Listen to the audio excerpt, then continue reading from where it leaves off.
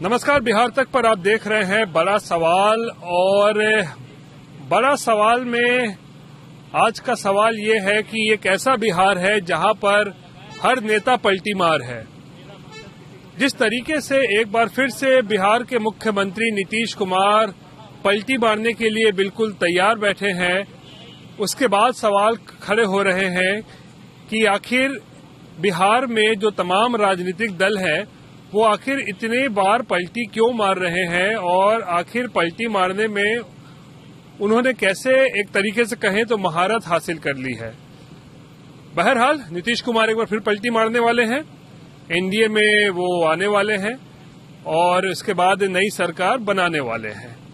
लोकसभा चुनाव से पहले बीजेपी का बड़ा खेल, और इस बड़ा खेल जो बीजेपी की तरफ से खेला गया है उससे उनको ये फायदा होगा कि नीतीश कुमार उनके साथ आ जाएंगे तो लोकसभा चुनाव में बीजेपी को लगता है कि उनका जो प्रदर्शन है वो ज्यादा बेहतर हो सकता है और ये नुकसान कहीं न कहीं आरजेडी के लिए। लेकिन अब जो ये सरकार बनने जा रही है उसके संख्या बल पे हम जरा सा अगर बात करें तो क्या लालू प्रसाद, आरजेडी सुप्रीमो लालू प्रसाद, क्या नीतीश कुमार को सरकार बनाने से रोक सकते हैं? क्या तेजस्वी यादव नीतीश कुमार को सरकार बनाने से रोक सकते हैं? क्या पूरी की पूरी आरजेडी नीतीश कुमार को सरकार बनाने से रोक सकती है? ये बड़ा सवाल है। दरअसल अगर हम आगे की कुछ घटनाक्रम जो है, जो होने वाला है, उस पर बात करें तो शनिवार को बीजेपी विधायक दल की बैठक होनी है, शनिवार को आरजेडी विधायक दल की भी बैठक होनी है और फिर रविवार की सुबह जनता दल यूनाइटेड विधायक दल की बैठक होनी है। और जो संभावना है कि जेडीयू के विधायक दल की बैठक के बाद नीतीश कुमार तमाम जेडीयू के विधायक, तमाम बीजेपी के विधायक और हिंदुस्तानी अवाम मोर्चा के विधायकों के साथ राज्यपाल से मुलाकात कर सकते हैं और संभवतः सरकार बनाने का दावा भी पेश करेंगे। और ये भी हो सकता है कि रविवार के शाम होते होते नीतीश कुमार एक बार फिर से बिहार के नए मुख्यमंत्री के तौर पर शपथ ले लें, क्योंकि संख्या बल अगर देखें तो इस वक्त जेडीयू के पास 45, बीजेपी के पास 78 और हिंदुस्तानी अवाम मोर्चा के पास 4 है। तो ये आंकड़ा आपको 126 से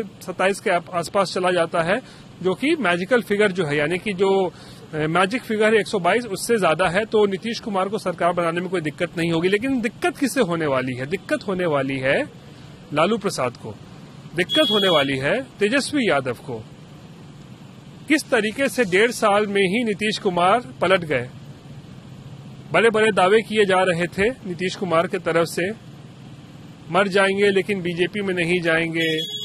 तेजस्वी यादव की तरफ से भी बड़े बड़े दावे किए जा रहे थे कि अब तो नीतीश कुमार आ गए हैं, अब हमारी मजबूत हो गए हैं, हम लोग तो रोजगार दे रहे हैं, सरकार मिलकर काम कर रही है। लेकिन हुआ क्या? तो ऐसे में अब संख्या बल अगर हम विपक्षी खेमे की भी देखें, यानी कि आरजेडी और जो उसके सहयोगी दल है उसकी पे नजर डालें तो 79 तकरीबन विधायक हैं, 79 विधायक आरजेडी के हैं, कांग्रेस के 19 हैं और लेफ्ट के 16, यानी इसको आप जोड़ें तो ये आंकड़ा पहुंचता है 114। अब 114 का आंकड़ा पहुंचता है तो मैजिकल फिगर जो है 122। अब 122 में से 114 घटाइए तो गणित कहता है बचता है 8। अब ये 8 की संख्या लालू कहां से लेके आएंगे, ये बड़ा सवाल है। और जब तक लालू ये 8 की संख्या नहीं जुगाड़ कर पाते हैं अगले 48 घंटों में, तो फिर तो तय है नीतीश कुमार की सरकार बनना। संख्या बल के आधार पर देखिए तो नीतीश कुमार को सरकार बनाने से फिलहाल अभी कोई रोक नहीं सकता है। खेला हो सकता है, लेकिन खेला कहां हो सकता है? खेला तब हो सकता है जब बिहार विधानसभा के बजट सत्र की शुरुआत होगी और नीतीश कुमार विश्वास मत प्राप्त करेंगे, तो उस दौरान हो सकता है कोई खेला हो सकता है जेडीयू के कुछ विधायक कोई नाराज हो, कोई इस्तीफा दे दे या फिर कोई वोटिंग से ही अगर अपने आप को अलग रखे, एब्सटेन कर जाए, यानी कि एब्सेंट हो जाए, तो वो सब तो बात की बात है। वो क्या होगा वो तो जब विधानसभा की शुरुआत होगी तब की बात है। लेकिन क्या अभी नीतीश कुमार को रोक सकते हैं तेजस्वी यादव? क्या अभी लालू प्रसाद नीतीश कुमार को रोक सकते हैं सरकार बनाने से? तो अभी के हालात और अभी की परिस्थितियों में ऐसा बिल्कुल भी संभव नजर नहीं आ रहा है और ऐसा लग रहा है कि बीजेपी आरजेडी भी ये मान चुकी है कि अब वो कुछ बहुत ज्यादा नहीं कर सकती है, केवल वो सरकार और सत्ता हाथ से जाते हुए देख सकती है। और नीतीश कुमार जिस तरीके से पलटे हैं ना, ये दूसरी बार ऐसा होने वाला है जब आरजेडी को धोखा मिलने वाला है नीतीश कुमार से। और आरजेडी भले ही 2022 के अगस्त में बड़ी खुश हो रही थी कि नीतीश कुमार अब आ गए हैं, अब सरकार मजबूती के साथ चलेगी, रोजगार बटेगा। क्या हुआ? रोजगार कुछ बटे भी, कुछ लाख 2 लाख नौकरियां भी बांटी गई शिक्षकों को, लेकिन हुआ क्या? नीतीश कुमार तो पलट गए। नीतीश कुमार जो तेजस्वी को अपना उत्तराधिकारी बताते थे, नीतीश कुमार तो पलट गए। नीतीश कुमार जो कहते थे कि आगे तेजस्वी यादव को ही सब कुछ करना है, सब कुछ चलाना है, वो नीतीश कुमार तो पलट गए। तो अब किसी भी एंगल से फिलहाल ऐसा संभव नजर नहीं आता है कि लालू या तेजस्वी नीतीश कुमार को एनडीए में जाने से रोक सकते हो या फिर उन्हें नई सरकार बनाने से रोक सकते हो। ऐसा बिल्कुल भी संभव अभी फिलहाल नजर नहीं आ रहा है, क्योंकि जो संख्या बल है वो अब एनडीए के समर्थन यानी एनडीए के पक्ष में नजर आ रहा है। बीजेपी प्लस जेडीयू, उसमें जोड़िए हिंदुस्तानी अवाम मोर्चा, तो ये संख्या मैं बताया जैसे 126 127 के पास चला जाता है। तो किसी भी तरीके से अब सरकार बनाने से लालू और तेजस्वी नीतीश कुमार को रोक नहीं सकते हैं। और 2017 का मुझे वो वाकया याद आ रहा है जहां पे नीतीश कुमार ने शाम होते होते इस्तीफा दिया था और फिर बीजेपी के साथ रात भर में उन्होंने गलबहियां की और अगले दिन सुबह ही शपथ ग्रहण हो गया था। तो उस वक्त हुआ यह था कि लालू तैयार नहीं थे, उन्हें पता नहीं था कि इतनी जल्दी चीजें बदलेंगी, नीतीश कुमार इतनी जल्दी पलट जाएंगे और पलटने के बाद इतनी जल्दी चीजें जो हैं, घटनाक्रम इतनी तेजी से आगे बढ़ेगा, तो उन्हें अंदाजा नहीं था। तो उस समय वो एक तरीके से कहें तो सरप्राइज हो गए थे, उनको अंदाजा नहीं था ना कि उस वक्त क्या हो सकता है। लेकिन इस बार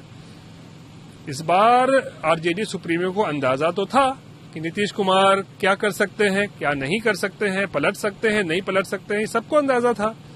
बीजेपी को पता है नीतीश कुमार क्या कर सकते हैं, लालू को पता है नीतीश कुमार क्या कर सकते हैं, मांझी को पता है नीतीश कुमार क्या कर सकते हैं, नीतीश कुमार को भी पता है कि वो क्या कर सकते हैं। तो बिहार में अजीब हालात है, इसीलिए हम कह रहे हैं अजीब बिहार है।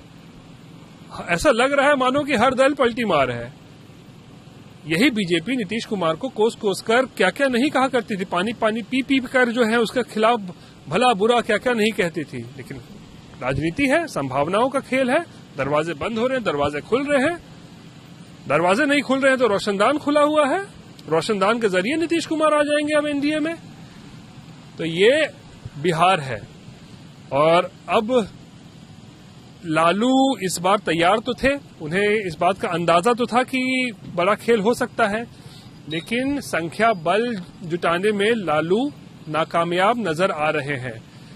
संख्या बल जुटाने में तेजस्वी यादव नाकामयाब नजर आ रहे हैं। और नीतीश कुमार की भी बात बड़ी निराली है, जिधर भी जाते हैं वो सर्वमान्य है, सबको कबूल है नीतीश कुमार, किसी को भी परहेज नहीं है नीतीश कुमार से। इसीलिए तो नीतीश कुमार जिधर जाते हैं वहीं मुख्यमंत्री बन जाते हैं। यही कला है, यही राजनीति है जो नीतीश कुमार को नीतीश कुमार बनाती है, कि वो अपनी प्रासंगिकता किस तरीके से बनाए रखते हैं। ये कोई सीखे तो नीतीश कुमार से सीख सकता है। बीजेपी में आते हैं तो बीजेपी बड़े दल की पार्टी है, ज्यादा संख्या है, लेकिन फिर भी सर्वमान्य है बीजेपी को। आरजेडी में जाते हैं तो आरजेडी भी ज्यादा सीटों वाली पार्टी है, लेकिन फिर भी उनको भी नीतीश कुमार सर्वमान्य है। यानी नीतीश कुमार सबको पसंद है, नीतीश कुमार सबके हैं। याद है ना एक पोस्टर 2020 के विधानसभा चुनाव में जेडीयू दफ्तर पर लगाया गया था, नीतीश सबके हैं। जाहिर सी बात है नीतीश सबके हैं, नीतीश सर्वमान्य है। जहां रहते हैं उनको सब नेता मानते हैं। यही नीतीश कुमार की खासियत है, यही नीतीश कुमार की खूबसूरती है और यही राजनीति की खूबसूरती है कि यहां पर पलटने में कोई 1 मिनट की भी देरी नहीं करता है।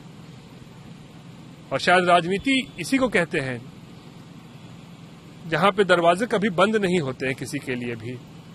और इस बार भी वही हो रहा है। नीतीश कुमार एक बार फिर से एनडीए में वापस आ रहे हैं। एनडीए का कुनबा नीतीश कुमार के आने से और ज्यादा मजबूत होगा, जाहिर सी बात है।